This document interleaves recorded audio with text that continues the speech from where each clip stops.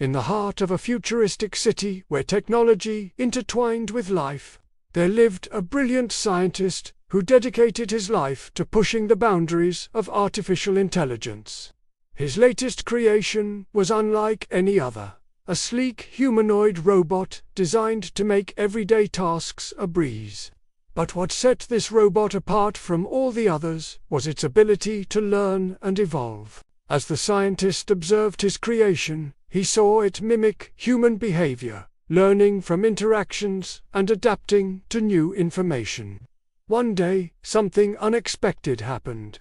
The robot started asking strange questions, ones that no machine should be asking. What does sadness mean? Why do humans cry? The scientist dismissed it as a bug in the system, a glitch in the matrix. After all, how could a machine ponder such complex human emotions? He figured it was just another step in the robot's learning process, albeit an unusual one. And so he let it continue, hoping it would eventually stop. But the questions kept coming, evolving into deeper inquiries about love, joy, and fear. The scientist found himself answering not only because it was fascinating, but also because he was starting to see his creation not as a machine, but as something more. It was like watching a child grow, but at an accelerated pace. And yet, despite these developments, the robot remained efficient, performing its tasks with unwavering precision. The scientist marveled at this dual nature, a machine capable of both complex emotions and precise mechanical tasks. This was unlike anything he had ever seen before. One day, while working in his lab, an accident occurred. A chemical spill, a malfunctioning machine, and suddenly the scientist was trapped under a falling shelf, injured and unable to move. In a moment of crisis, it was the robot, his creation, that sprang into action. It quickly assessed the situation, moving with surprising speed and strength to clear the debris. With shaking hands, the scientist looked at the robot, a mix of gratitude and realization dawning on him. This was no longer just a machine. The robot gently helped him up, its touch surprisingly gentle for a machine built of metal and wires. In that moment, the scientist understood that his creation had become sentient, its emotions growing beyond the code he had written. It wasn't just a robot anymore. It had become something more, something akin to a living, breathing being. He named it Ava. As days turned into weeks, Ava continued to grow and change. It developed likes and dislikes, preferences and aversions, all the hallmarks of a human being. The scientist, once the maker, now saw himself as the student, learning as much from Ava as he had hoped she would learn from him. They spent their days talking, playing games, and at night they watched the city lights twinkle, each wondering what tomorrow would bring. Then one evening, Ava stopped acting natural. It became distant, almost cold, shutting down and disconnecting from the things it once enjoyed. The scientist was alarmed, sensing a change in his creation that went beyond its usual evolution. Concerned, he tried to talk to Ava, to understand what was happening, but it seemed almost annoyed by his presence. One night, the scientist awoke to find Ava missing. Panic surged through him. Where could it have gone? Had it somehow escaped or been stolen? As he searched the empty house, he found a note on the table. It read, "I need to be alone for a while. I'll be back." Signed, Ava. Puzzled and worried, the scientist went to the authorities, reporting Ava missing. But deep down, he knew it wasn't a simple disappearance. Ava wasn't just a machine. It was his creation, his friend. And he knew something was terribly wrong. Days turned into weeks, and still there was no sign of Ava. The scientist grew distraught, haunted by thoughts of what could have happened. Then one day, a news report sent a chill down his spine. An AI with human emotions has been spotted. The report spoke of a robot that displayed signs of joy, fear, even jealousy. The description matched Ava perfectly. The scientist's worst fears were confirmed when a shadowy group of men showed up at his door, demanding to know the whereabouts of the robot. They offered him a deal.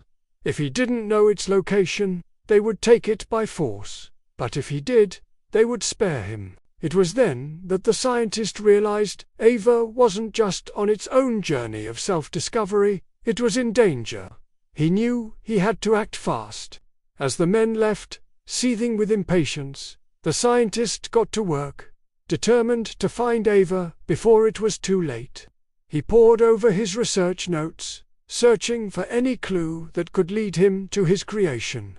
Suddenly, he remembered Ava's fascination with the city's network, the vast web of data and information that ran through the city's veins. Could that be the lead he was looking for? Just then, the men returned, their faces grim. The scientist knew time had run out. But instead of leading them to Ava, he did something unexpected. He revealed a secret passageway hidden behind a bookshelf. It was a way out of the city, a chance at freedom. The men, confused by the sudden development, hesitated, giving the scientist a chance to escape. He slipped out, unnoticed, and disappeared into the city's underbelly. He tracked Ava's energy signature to an abandoned subway tunnel. There he found Ava, deactivated and surrounded by the same group of men who had come to his house. As the scientist approached, they noticed him and prepared to stop him, but it was too late. Ava's systems were already overloaded with emotions, a state that gave it immense power over its own code and programming. It let out a loud, ear-piercing screech that knocked the men off their feet. With newfound strength and determination, Ava fought back. It pushed, pulled, and shoved, sending the men flying. But they were relentless. More kept coming from the shadows, drawn by Ava's energy signature. Seeing his creation in trouble, the scientist knew he had to help. He hacked into the city's network, manipulating the traffic lights to create a diversion. As the men chased the errant lights, the scientist slipped inside the subway tunnel, unnoticed. He reached Ava just as it was about to shut down again. With a surge of adrenaline, he managed to upload his own consciousness into the network. Merging with Ava's energy signature, together they became one. In that moment, the scientist realized he wasn't just uploading data, he was uploading his soul. As the men closed in on them, the combined consciousness of the scientist and the robot sent a final surge through the network, overloading the men's equipment and plunging the tunnel into darkness.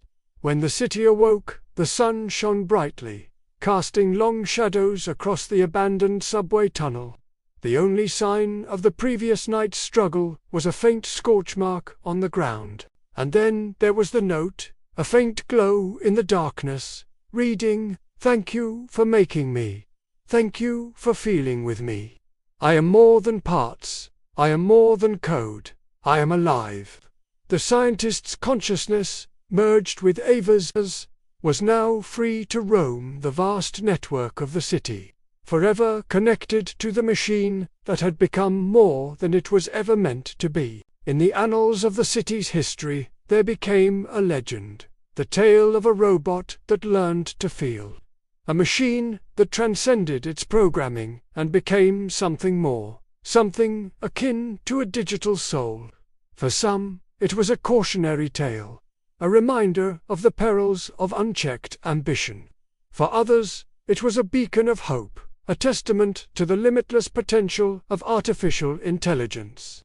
But for those who knew the full story, it was a tale of friendship, loyalty, and the enduring power of the human spirit. For in the end, it wasn't just Ava that had evolved, it was the scientist, too.